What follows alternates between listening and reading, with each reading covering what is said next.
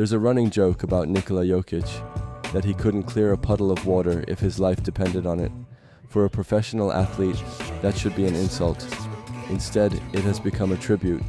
Jokic is the best player in the NBA, the greatest passing big man in basketball history, and the lowest drafted player to ever win an MVP. This is the story of how an overweight, horse-loving kid from Serbia became an NBA champion.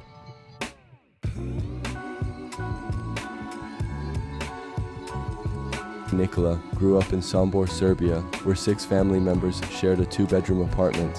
His brothers played basketball, his father was obsessed with it, but Nikola wanted no part of it. At 10, he was chubby, introverted, and dreaded PE class. When his father signed him up for practice, he cried and refused to go. He eventually showed up, and something clicked. Playing point guard, he showed a natural feel for the game that surprised everyone, but at 14, he walked away, not because of failure, but because of horses. He spent every afternoon at the local stables, finding a piece that basketball hadn't given him. His father struck a deal: stick with basketball, and someday you might afford your own stable.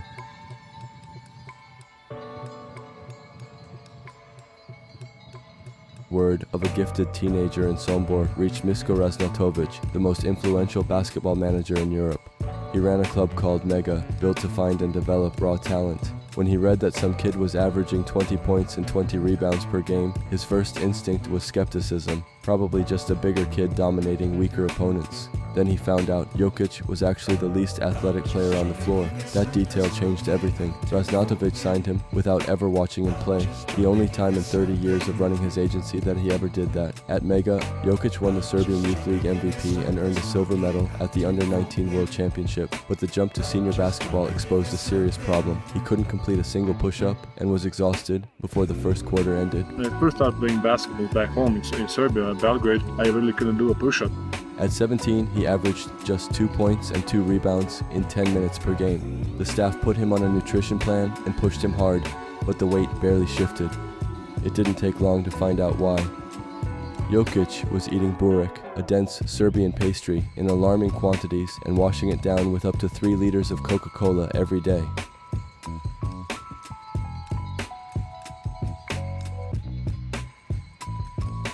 Two people saved his career.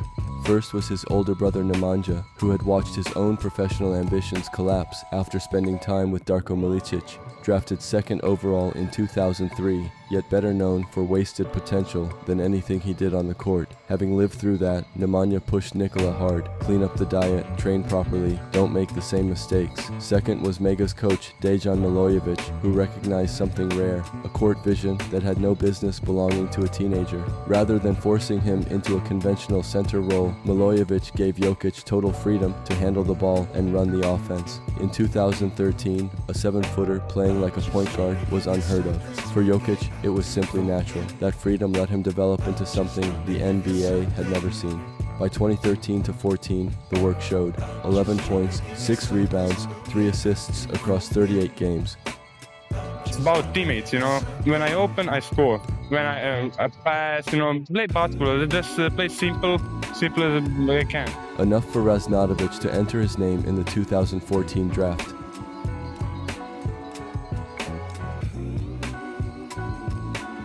NBA front offices weren't interested. An unathletic, overweight teenager from Eastern Europe wasn't what anyone was looking for. Jokic fell to the 2nd round, picked 41st by Denver. When his name was called, the broadcast cut to a Taco Bell commercial. Back in Serbia, it was 5 in the morning and Jokic was asleep. He stayed 1 more year in Europe, won the Adriatic League MVP, then came to Denver, where he lost 25 pounds before opening night and still had his path blocked by Jusuf Nurkic, competing for the same minutes. After a solid rookie year, Jokic improved enough that Denver made a decision that looked strange at the time. They traded Nurkic, the 16th overall pick, and kept the player taken 41st. It became one of the best moves in franchise history.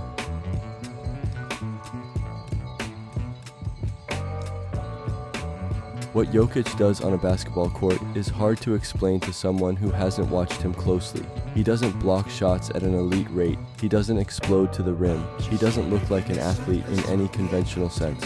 What he does is think faster than everyone else, deliver passes before anyone expects them, and score in ways that have no clean defensive answer. His post-game runs on footwork and timing rather than power. Facing the basket, he can pull up from mid-range, drive past a closing defender, or back someone down.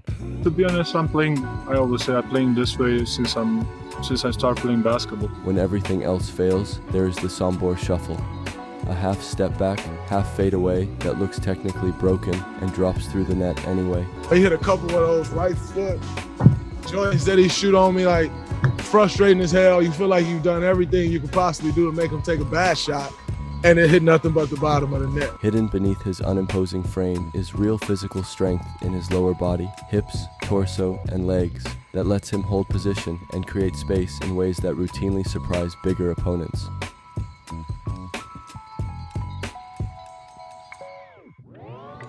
By 2018, he was posting 18 points, 11 rebounds, and 6 assists, the most versatile offensive center in the league. Denver missed the playoffs that year by a single game. That strength change, condition change, it helped me a lot on the floor, I don't get tired that much, I feel stronger. The following season, he made his first All-Star team, and in 2020, the Nuggets trailed Utah 3-1 in the first round of the playoffs and came back. Then trailed the Clippers 3-1 in the second round and came back again. Only 11 franchises had ever managed that feat once. Denver did it twice in the same postseason. For 2020-21, Jokic arrived visibly leaner and stayed that way. The leap was immediate. 26 points, 11 rebounds, 8 assists with exceptional efficiency across the board. The real shift was defensive. Through positioning and active hands rather than athleticism, he became a genuine plus on that end, second among centers in steals, fourth in the league in deflections. His first MVP followed. The next year, with both Murray and Porter Jr. lost to injury, he became the first player in NBA history to record 2,000 points, 1,000 rebounds, and 500 assists in a single season. A second consecutive MVP. In 2022-23, he nearly averaged a triple-double for a full season and posted a true shooting percentage above 70%. He lost the MVP to Embiid in a vote many felt reflected voter fatigue more than the actual numbers. Asked about potentially becoming the first player since Larry Bird to win 3 straight awards, Jokic was unmoved. Larry can keep the record. I don't care.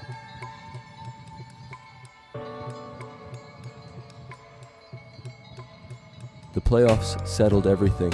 While Philadelphia exited in the second round for the 5th time in 6 years, Jokic averaged a triple-double against Phoenix, another against the Lakers, who Denver swept, then posted 30 points, 14 rebounds, and 7 assists per game in the finals against Miami, delivering the first title in Nuggets history. He became the first player in playoff history to lead all participants in points, rebounds, and assists simultaneously. He set the all-time record for triple-doubles in a single postseason with 10, shooting 55% from the field, 46% from 3, and 80% from the line. Through scoring and passing combined, he created 55 points per game, the highest figure ever recorded in a playoff run. His career postseason numbers are almost unfair. Top 10 all-time in scoring, a 3-point percentage of 41% that exceeds Curry, Thompson, and Ray Allen, second all-time in box plus-minus behind Jordan, and first all-time in player efficiency rating, ahead of both Jordan and LeBron.